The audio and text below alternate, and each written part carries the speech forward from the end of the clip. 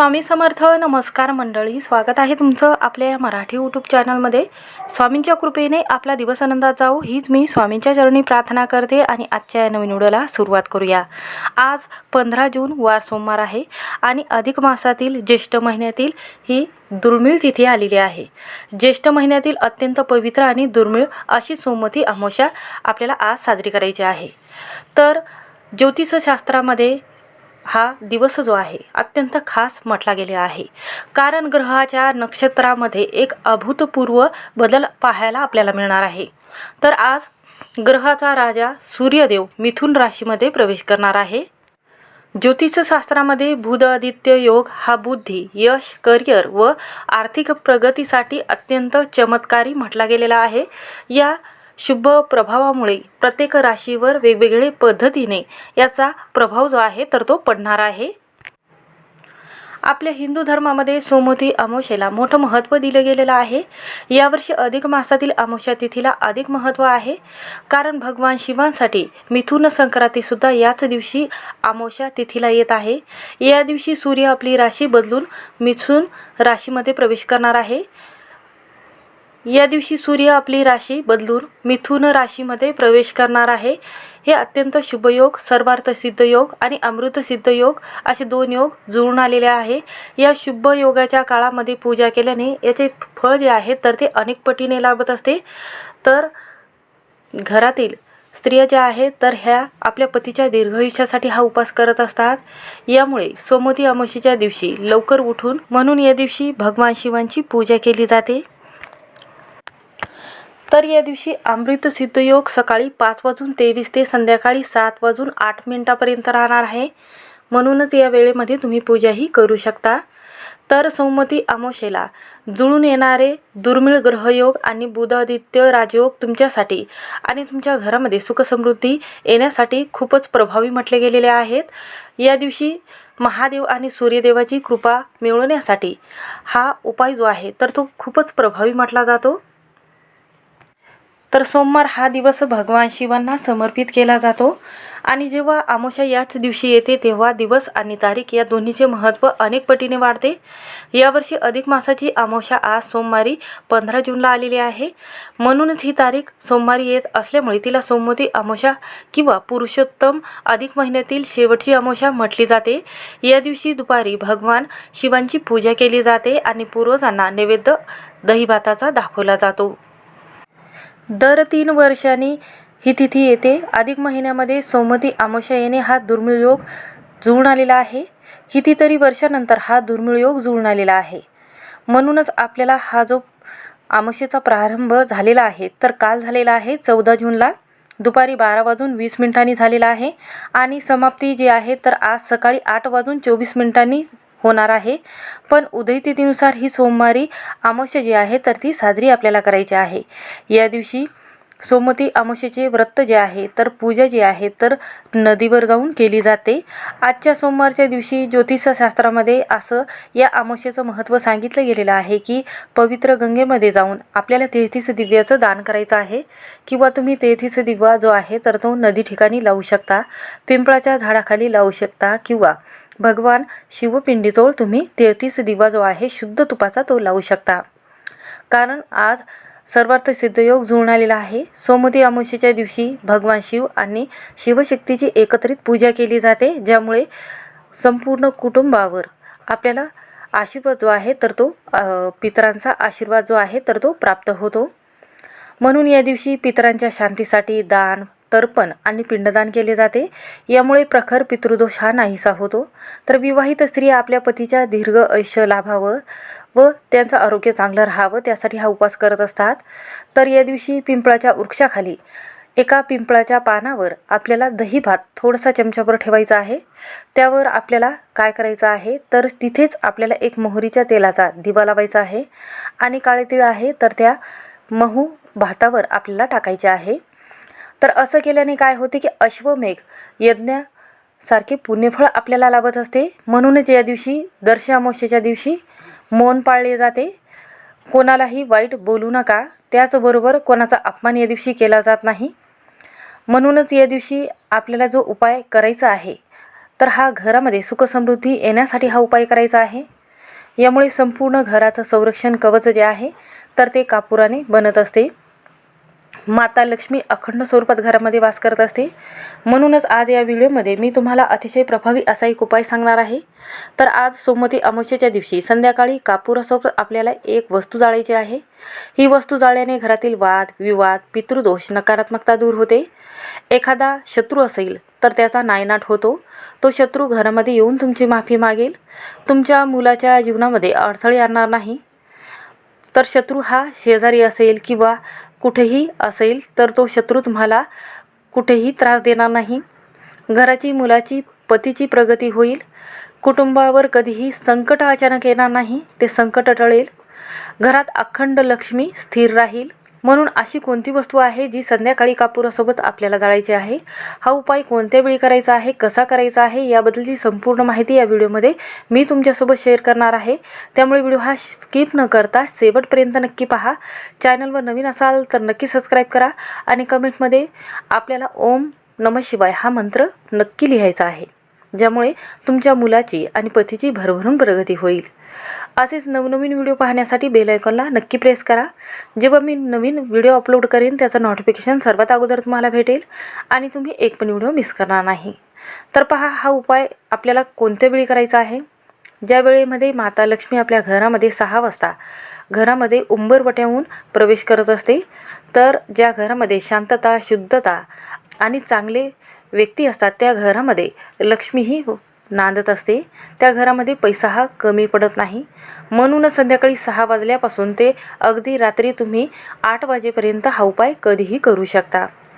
जर शक्य झालं नाही तर तुम्ही लक्ष्मी ज्या वेळेमध्ये येते 6 वाजता तर त्या वेळेमध्ये तुम्ही हा उपाय करू शकता. तर पहा, तर असं म्हटलं जाते की या अमावस्येच्या दिवशी ज्या घरात हा उपाय केला जातो त्या घरामध्ये वाद विवाद, कलह, पती पत्नीमधील वाद कमी होतात. नात्यामध्ये एकोपा राहतो. कुठेही आपल्या मनातून आणि आपण जे तोंडातून एखादा शब्द वाईट बोलतो तर तो शब्द कधीही तुमच्या तोंडामध्ये येणार नाही, तुमच्या मनामध्ये राहणार नाही. तुमचं जर मन पवित्र असेल तर तुमच्या कोणत्याही कामामध्ये अडथळे येणार नाही. सर्व कठीणातील कठीण समस्या दूर होतील. आपल्या घरात जर आपण हा उपाय केला तर घरातील नकारात्मकता, पितृदोष, वास्तुदोष, नजरबाधा दूर होते. आपल्या घरातील वातावरण हे शुद्ध होते आणि घरातील वातावरण शुद्ध राहिल्यामुळे माता पार्वती आणि शिव यांचा आशीर्वाद दोघांचाही प्राप्त होतो. जेव्हा शिव पार्वतीचा एकत्रित आपल्याला आशीर्वाद प्राप्त होतो तेव्हा प्रखर पितृदोष हा नाहीसा होतो. जर आपल्या घरामध्ये पितृदोष असेल तर भगवान शिवपिंडीची पूजा केली जाते. तर आपल्या ज्योतिषशास्त्रामध्ये असं सांगितलं गेलेलं आहे की दर अमावस्येच्या दिवशी आपल्या पितरांची जर आपण पिंडदान किंवा दही भाताचा नैवेद्य त्यांना अर्पण केला, गाईला या दिवशी पुरणाचा नैवेद्य जो आहे, पुरणपोळी आहे, तर ती खाऊ घातली तर 33 कोटी देवांचा आशीर्वाद हा प्राप्त होतो. म्हणून या दिवशी पिंपळाच्या झाडाजवळ, वृक्षाजवळ एक दिवा लावला जातो आणि दही भाताचा नैवेद्य ठेवला जातो. तर यामुळे साक्षात आपल्या पूर्वजांचा आशीर्वाद हा संपूर्ण कुटुंबाला लाभत असतो. भगवान विष्णू आणि माता लक्ष्मी या वृक्षामध्ये वास करत असतात. त्रिदेव वास करत असतात. ब्रह्मा, विष्णू आणि महेश हे त्रिदेवांचा वास या झाडामध्ये असतो. पिंपळ वृक्षाखाली जेव्हा दिवा लावला जातो तर पितृ हे तृप्त होतात आणि भरभरून आशीर्वाद देतात. आपल्या कुटुंबाला आणि आपल्या मुलांना आशीर्वाद देत असतात. म्हणूनच पिंपळाच्या वृक्षाखाली एक शुद्ध तुपाचा किंवा मोहरीच्या तेलाचा दिवा लावला जातो. तर असं म्हटलं जातं की दक्षिण दिशेला तोंड करून तुम्हाला एक दिवा संध्याकाळी किंवा सकाळी दोन्ही वेळेमध्ये लावायचा आहे. दक्षिण दिशा ही आपल्या यमाची दिशा म्हटली गेलेली आहे, आपल्या पूर्वजांची दिशा म्हटली गेलेली आहे. म्हणूनच तुम्हाला हा दिवा दक्षिण दिशेला आवर्जून लावायचा आहे. यामुळे आपले पितृ हे प्रसन्न होतात. तर संध्याकाळी कापुरासोबत आपल्याला कोणती वस्तू जाळायची आहे ती बघूया. तर पहा, कापूर घरामध्ये जाळल्याने घरामध्ये सुखशांती ही आपोआपच निर्माण होते. जे अडलेले कामं आहे, ज्या कामासाठी तुम्हाला वेळ लागतो तर ते काम 5 मिनिटात होते. तर जे अडथळे आलेले आहेत तर ते कमी होऊन घरातील संपूर्ण दारिद्र्य संपते. घरामध्ये वाद विवाद, क्लेश असेल तर ते कमी होतात. मग घरामध्ये आई आणि पतीचं आणि मुलाचं जास्तीत जास्त जर वाद होत असेल किंवा मुलाचं आणि वडिलांचं पटत नसेल तर ते वाद कमी होतात. घरातील सर्व कटकटी दूर होतात. घरात अखंड लक्ष्मी राहत असते आणि घरामध्ये पैसा येऊ लागतो. जेव्हा घरामध्ये वादविवाद होत नाही, घरामध्ये एकोपा राहतो, तेव्हा घरामध्ये जे पैसा आहे तर तो टिकून राहतो. आपल्या घरामध्ये सतत पैशाच्या समस्या ज्या आहे ह्या कोणालाही जाणवणार नाही. म्हणूनच यासारख्या समस्या जर तुमच्याही घरामध्ये असेल तर हा उपाय आपल्याला आजच करायचा आहे. तर कापूर जाळल्यानंतर आपल्या घरामध्ये सात्विकता तयार होते. संपूर्ण जळून हा कापूर नष्ट होतो तेव्हा त्याचा अंशही शिल्लक राहत नाही. त्याचप्रमाणे जेव्हा आपण हा उपाय आपल्या संपूर्ण घरामध्ये फिरवत असतो उपाय करून, तेव्हा आपल्या घरातील जे जीवजंतू आहे तर ते नष्ट होतात आणि घर संपूर्ण पवित्र बनत असते. पहा, घरात सकारात्मक ऊर्जा जी आहे तर ती संचार करत असते. तर कापुराचा धूर हा देवी आणि शुद्ध म्हटला गेलेला आहे. देवीचं प्रतीक म्हणून या कापुराला जेव्हा आपण जाळत असतो तेव्हा देवी शक्ती जी आहे तर ती आपल्या घरामध्ये अखंड स्वरूपात वास करत असते आणि आपल्या संपूर्ण घराचं संरक्षण होत असते. जेव्हा आपण अमावस्येच्या दिवशी आपल्या घरामध्ये कापूर काही संबंधित उपाय करतो तेव्हा घरातील वातावरण हे सुगंधी आणि शांतमय होत असते. घरामध्ये पॉझिटिव्ह एनर्जी चालू होते. तर हा घरामध्ये उपाय केल्याने घरातील इडापिडा, नजरदोष हा दूर होतो. हा उपाय केल्याने घरामध्ये क्लेश थांबून आनंदी आणि सुगंधी वातावरण तयार होते. हा उपाय इतका प्रभावी आहे की हा उपाय आपल्या घरात केल्याने घरातील प्रखर पितृदोष हा नाहीसा होतो. मुलाचं संरक्षण होत असते.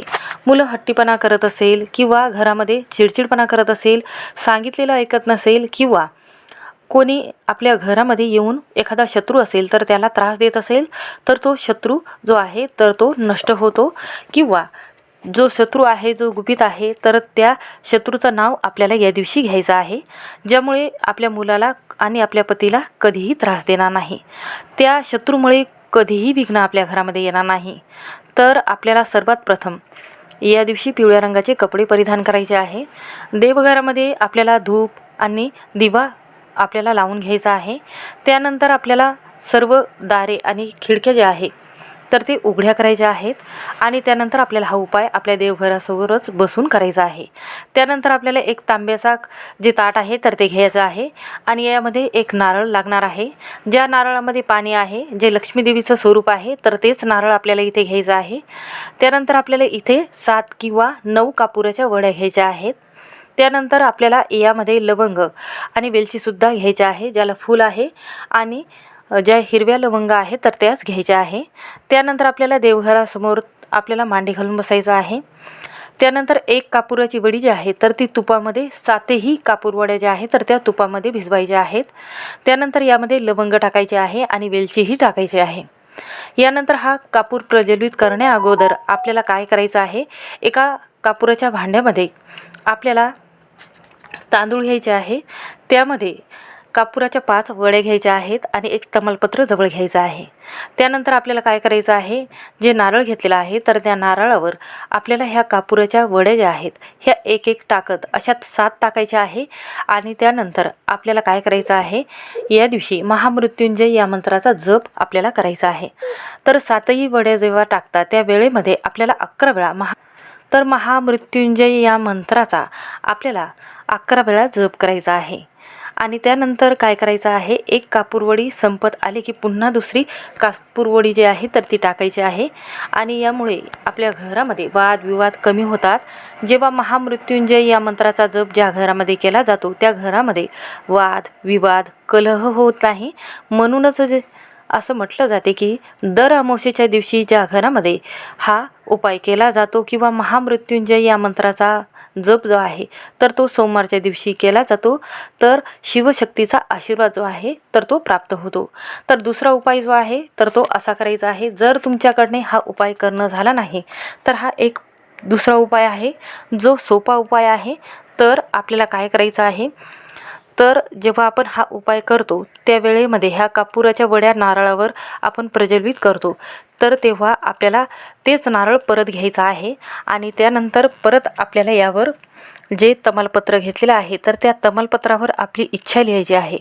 जसं की पैशासंबंधित असेल किंवा आर्थिक अडचणी असेल किंवा घरामध्ये सुखसमृद्धी हवी असेल किंवा मुलाच्या व्यवसायामध्ये प्रगती हवी असेल तर कोणतीही इच्छा जी आहे तर ती तुम्हाला काय करायची आहे, चंदनाच्या सहाय्याने या या तमालपत्रावर लिहायचे आहे. त्यानंतर आपण ज्या 9 कापुराच्या वड्या घेतलेल्या आहेत तर परत आपल्याला या नारळावर एक कापुराची वडी ठेवायची आहे आणि त्यावर जे तमालपत्र आहे त्यावर आपण इच्छा लिहिलेली आहे तर ते उजव्या हातामध्ये घ्यायचं आहे. ओम नमः शिवाय किंवा श्री स्वामी समर्थ हा मंत्र म्हणायचा आहे. त्यानंतर हे तमालपत्र आपल्याला त्या नारळावर जी कापुराची वडी ठेवलेली आहे त्यावर ठेवायचं आहे आणि मंत्र म्हणत आपल्याला आपल्या जीवनातील ज्या काही अडचणी आहेत त्या भगवान शिव आणि माता पार्वतीला सांगायच्या आहेत. अशा 7 कापुराच्या वड्या जाळत असताना आपल्याला मंत्र म्हणायचा आहे. तर मंत्र असा आहे, हा मंत्र इतका प्रभावी आहे की यामुळे घरातील वास्तुदोष तर दूर होतो, पण व्यवसायात मुलाच्या भरभरून प्रगती होते आणि घरामध्ये आनंद प्राप्त होत असतो. तर हा मंत्र भगवान शिव यांचा शक्तिशाली मंत्र आहे. हा मंत्र पंचाक्षरी मंत्र आहे. हा मंत्र म्हटल्याने घरामध्ये सुख, शांती आणि मृत्यूपासून भय तुम्हाला वाटत असेल किंवा आरोग्य चांगलं व्हावं किंवा तुमच्या घरामध्ये सुखसमृद्धी यावी, आर्थिक समस्या दूर होण्यासाठी आणि साडेसाती दूर होण्यासाठी, पितृदोष नाहीसा होण्यासाठी हा मंत्र आहे. तर हा रुद्रगायत्री मंत्र आहे. हा ज्ञान आणि शांती आणि घरामध्ये आर्थिक समस्या दूर करण्यासाठी हा एक प्रभावी मंत्र आहे.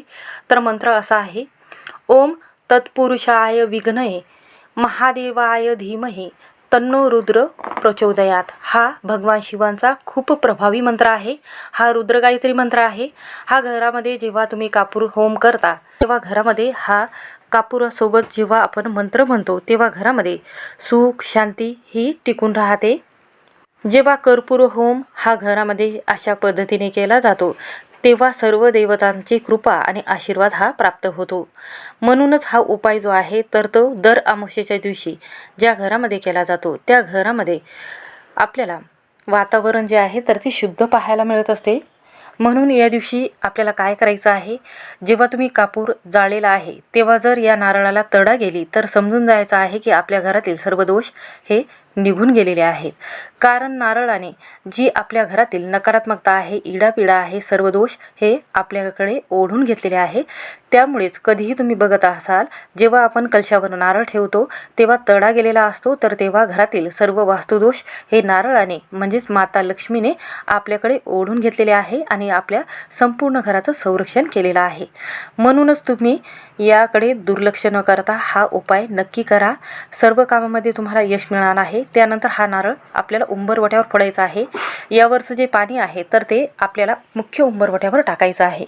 यामुळे घरातील सर्व दोष नाहीसे होतात. म्हणून हा उपाय करून पहा, सर्व कामामध्ये तुम्हाला यश मिळेल. श्री स्वामी समर्थ. व्हिडिओ आवडला असेल तर स्किप न करता शेवटपर्यंत नक्की पहा.